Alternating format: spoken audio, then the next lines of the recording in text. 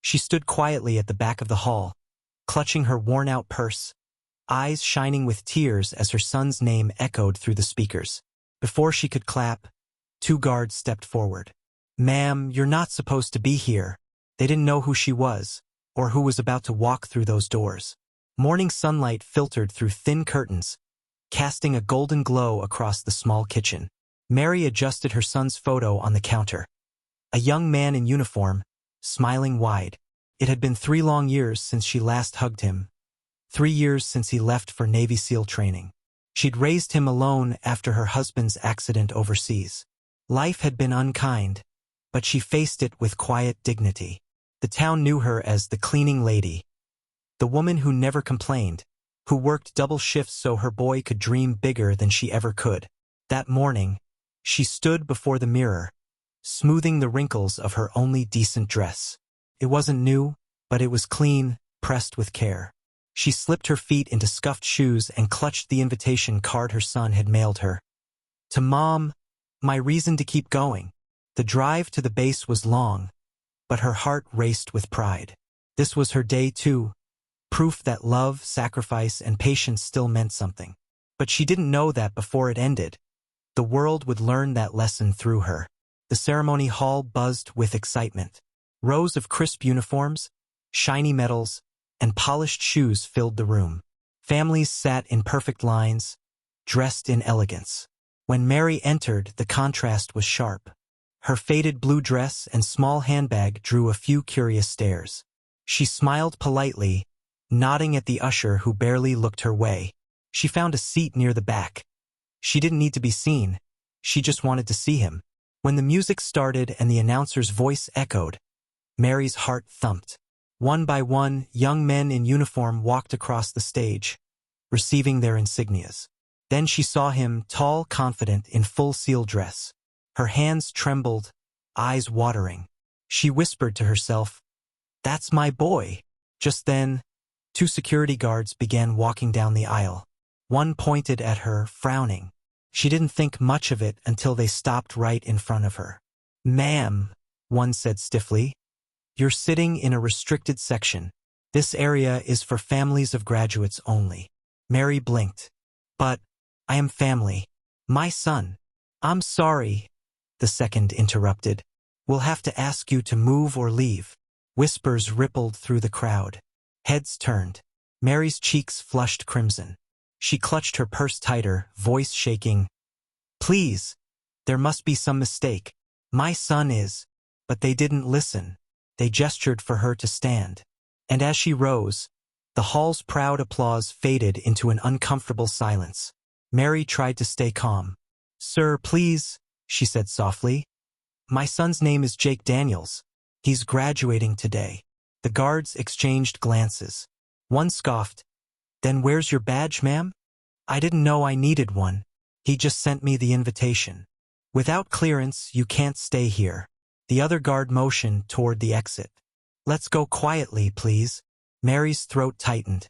Her son was still on stage, unaware. She turned to the nearest officer in the audience, her voice trembling.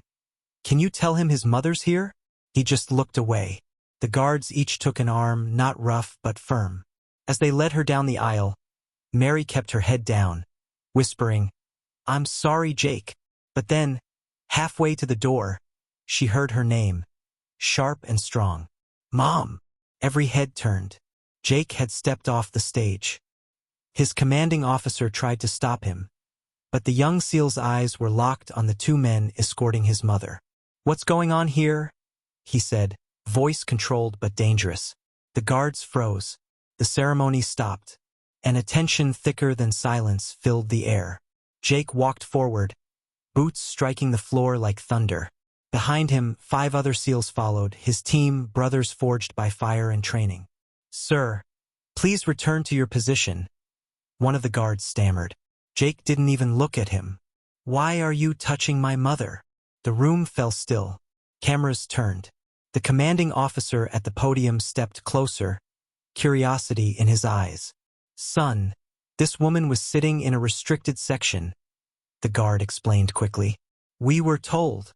Jake interrupted quietly, "She belongs here." He stepped beside Mary and took her arm gently.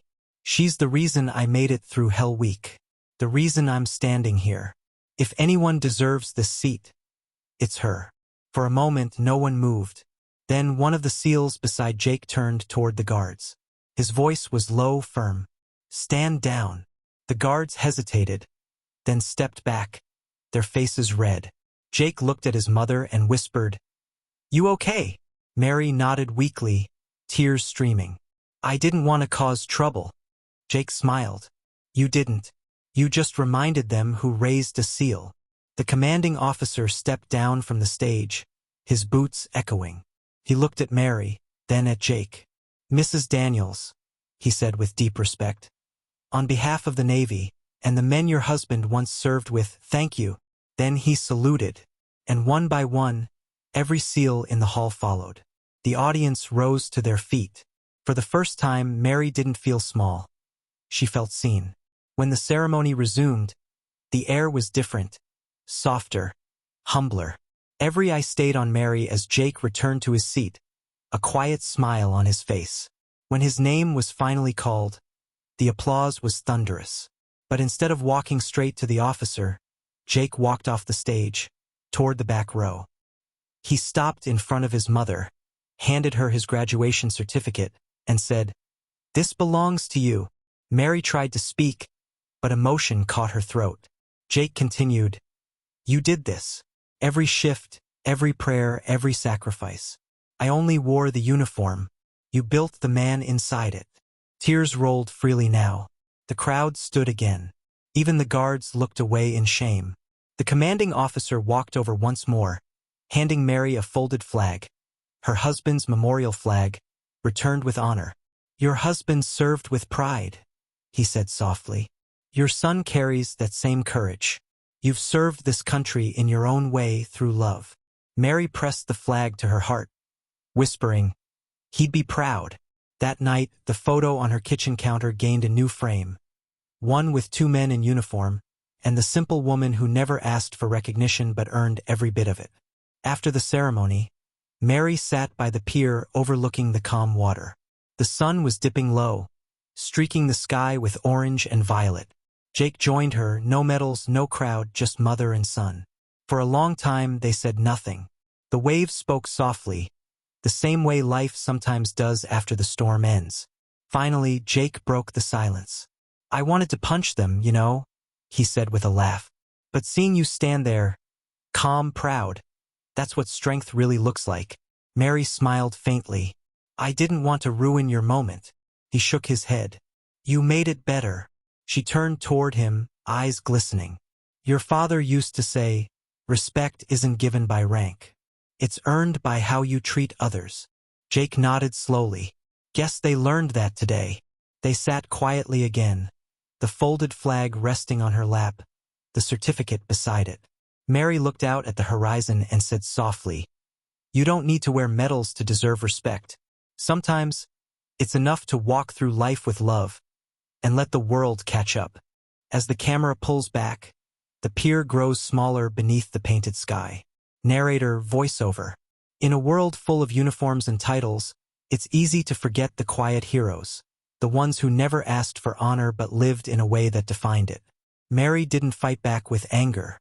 She fought back with grace, and won the kind of respect no rulebook could deny. Pause. If someone disrespected your loved one like that, what would you do? Soft music fades.